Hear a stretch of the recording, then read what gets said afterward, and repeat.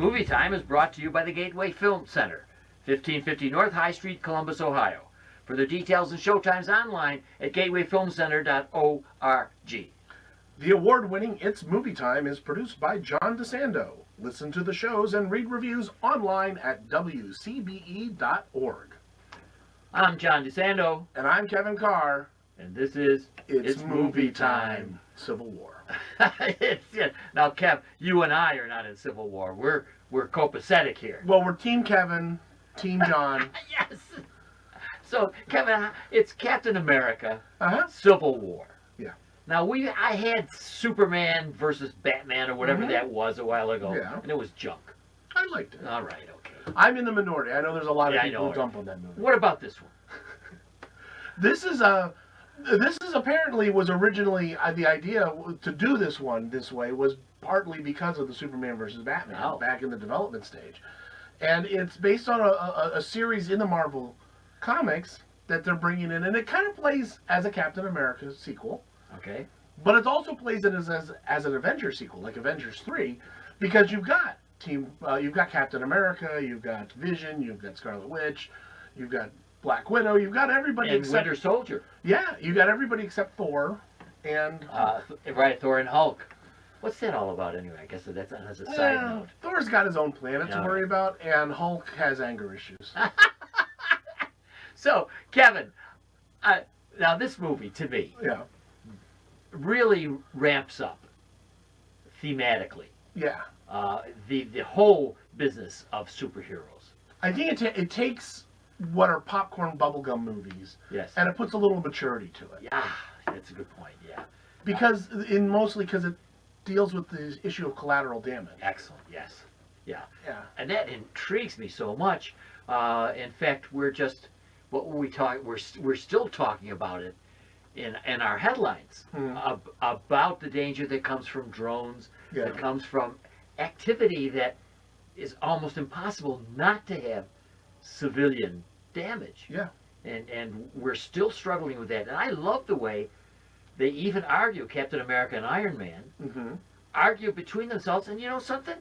Neither one of them has the top answer or argument. Well, it's not an easy answer. And that's the thing. And I like the fact that it's so easy now to go after drones in movies. Yes. And we've had them about drones. Yeah.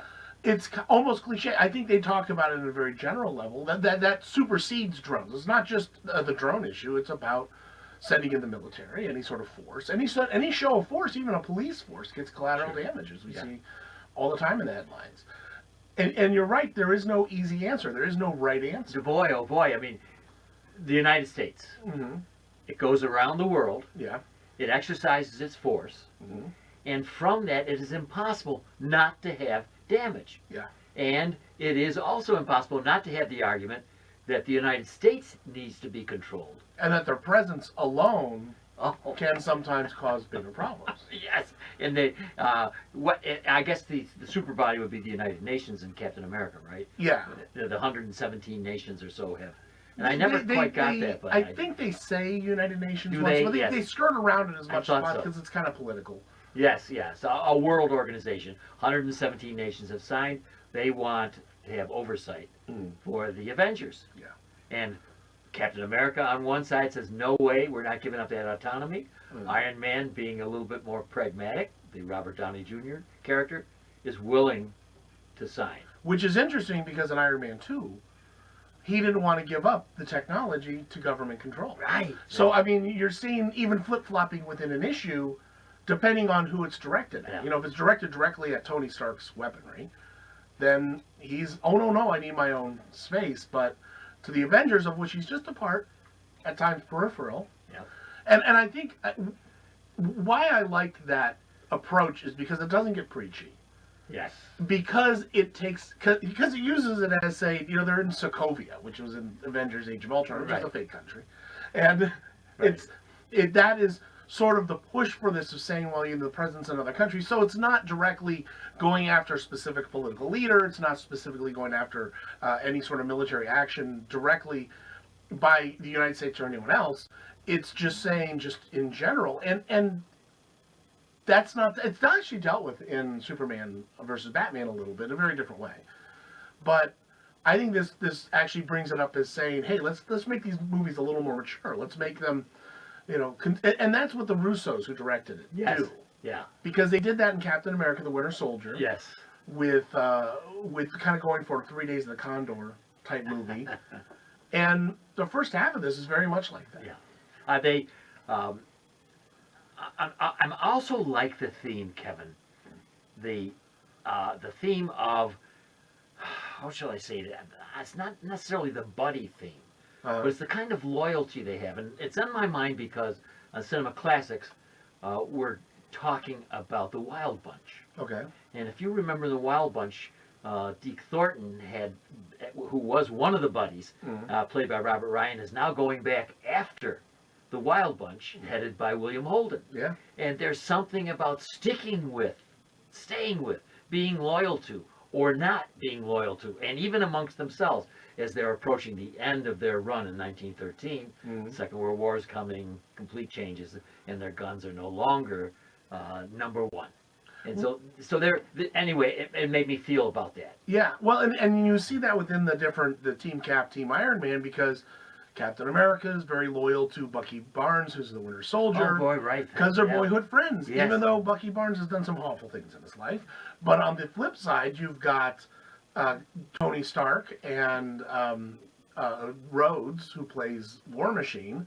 They're buds, and they're going to stick together. So the loyalty is you got to draw a line, and even then, you've got other people on either side who are kind of confused that they're fighting against each other. I love it. My favorite gal, Scarlett Johansson. Yeah. And I love the fact that she's tormented. Yeah. About even when it comes to Vision and her relationship with Vision, who's becoming more of a human as he goes along, and then to see how she has to deal with that, and then also with being in a sense disloyal to Captain America in some way. There's that tension all over the place. But as you said, And Hawkeye. on Hawkeye, I can't figure him out in this business. Yeah. You talked about. Well, he's got a long history with Black Widow, but they're on different sides. Yeah. And he's trying to just kind of be a family man now. Yeah, he's as superhero goes, I'm never quite sure of his place amongst them. He can shoot an arrow. He can shoot an arrow. He's a bowsman or an archer. Yeah. I mean, but anyway. So but I think when you said that, it doesn't drag it down to be so thematically heavy. I think you were so right. There's something that's still lighthearted. You still got the toss-off remarks. Yeah. You still have fighting. Now, Kev, I'm usually pretty down on all of the blasting and the fighting and the punching. How does it work in this film? Well, I think it really works, and the reason why is because the first half of the movie, a good chunk, maybe even more than the first half, is very similar to the Russos' Winter Soldier, where a little bit of on the run, a little bit of political intrigue, a lot more talking than you would. And when they do have the big action smackdown, where you get Avenger versus Avenger, where you get the return of Spider-Man. Right? Oh, that's so great. Yes. Which is great.